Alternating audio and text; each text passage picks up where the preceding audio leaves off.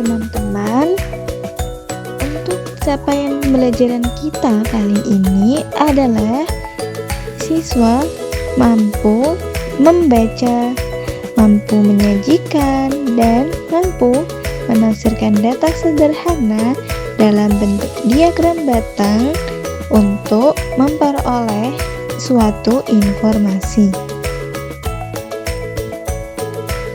Adapun tujuan pembelajaran kita kali ini adalah yang pertama, menjelaskan pengertian dan bagian-bagian dari diagram batang. Yang kedua, kalian dapat membaca serta menentukan informasi dari data yang disajikan dalam diagram batang.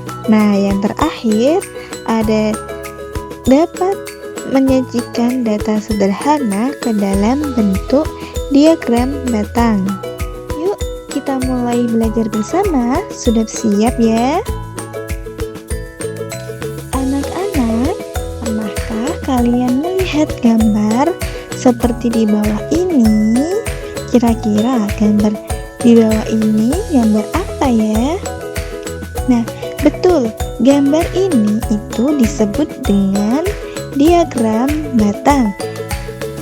Nah, apa sih itu pengertian dari diagram batang? Bagaimana ya penjelasannya?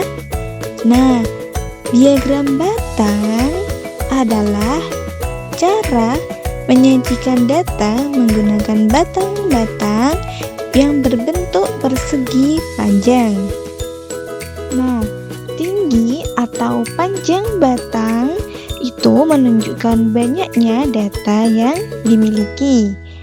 Nah, selain itu, diagram batang dapat membantu kita membaca data dengan lebih mudah dan cepat.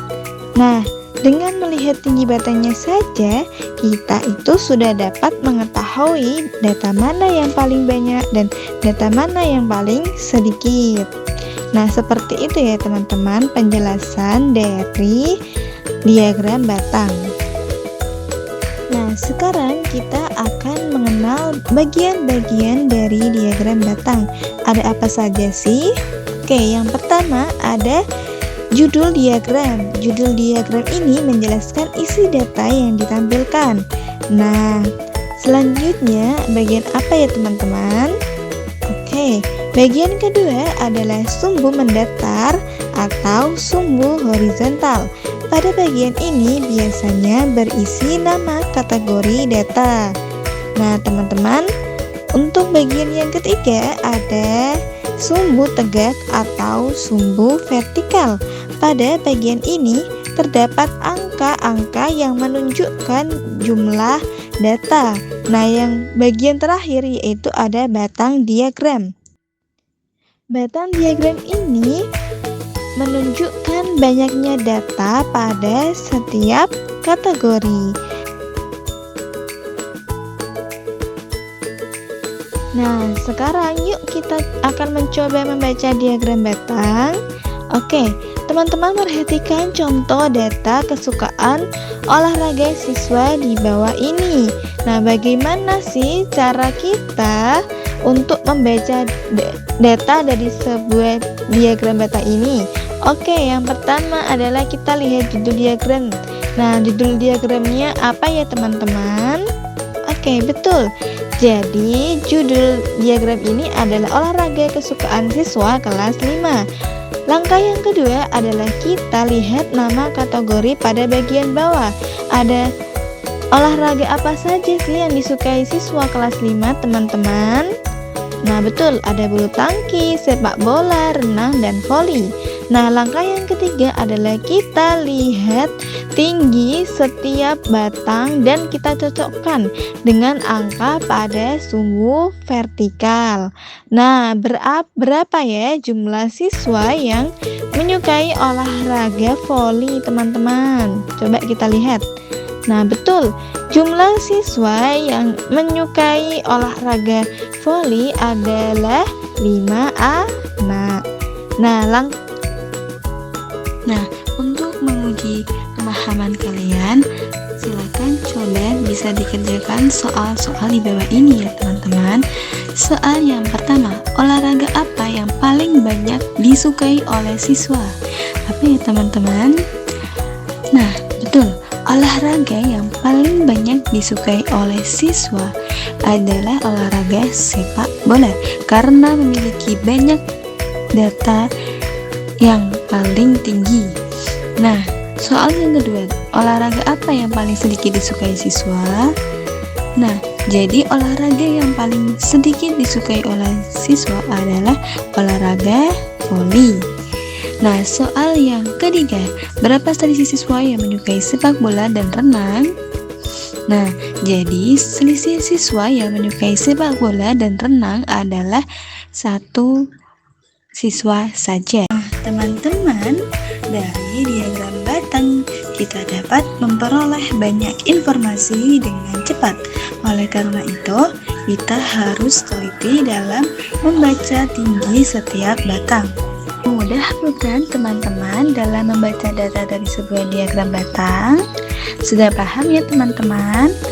Oke, sekarang kita lanjut ke pembahasan menyajikan data sederhana ke dalam bentuk diagram batang.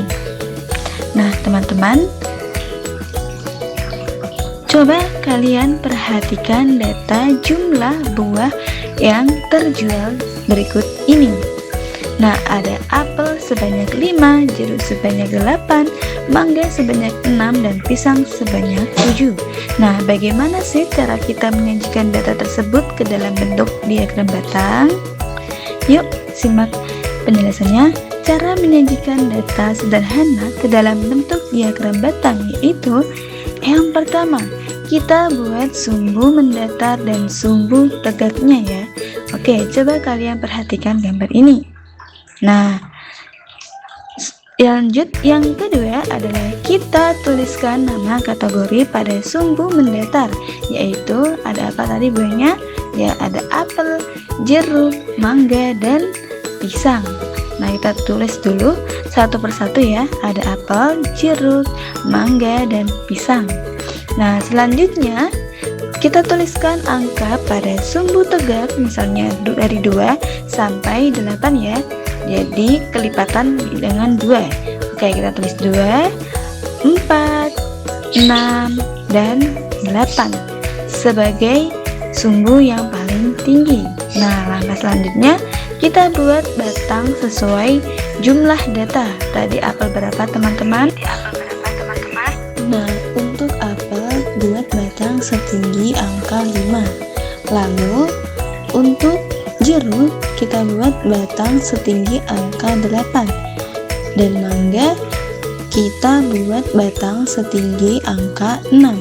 Dan pisang kita buat tinggi batang pada angka ke-7. Nah, langkah yang kelima adalah kita berikan judul diagram. Misalnya, jumlah buah yang terjual. Nah, jadi kita tulis judulnya yaitu jumlah buah yang terjual. Nah, teman-teman, sekarang data yang awalnya berupa angka-angka sudah berubah menjadi diagram batang yang lebih mudah dibaca. Nah, sebelum kita akhiri pembelajaran, coba jawab pertanyaan berikut ini ya teman-teman. Nah, perhatikan data peliharaan siswa yang ada di bawah ini ya. Soal yang pertama adalah hewan peliharaan apa yang paling banyak dimiliki siswa? Nah, soal yang kedua, hewan peliharaan apa yang paling sedikit dimiliki siswa? Dan soal yang ketiga, berapa selisih jumlah pemilik kucing dan burung?